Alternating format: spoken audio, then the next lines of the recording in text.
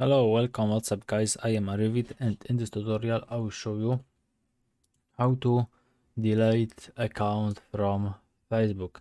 I will show you how to do it, so you may leave like, subscribe, share to others, write a comment. Okay, let's go.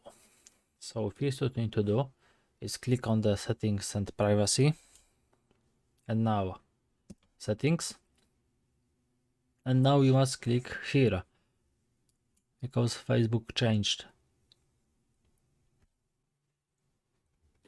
Facebook did some changes, and now you click on personal details. Okay, account, and here you have the activation or deletion.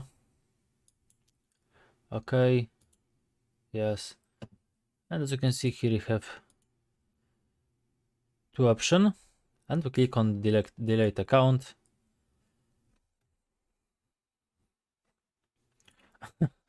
Okay, continue, continue, continue, and now you must just write only password, and you did it. You click on deleted account, and you might yet restore your account before 13 days. You must just log in again and it will be restored. Okay, after 30 days the deletion process and your account will be permanent deleted. So thanks for watching. That's all in this tutorial.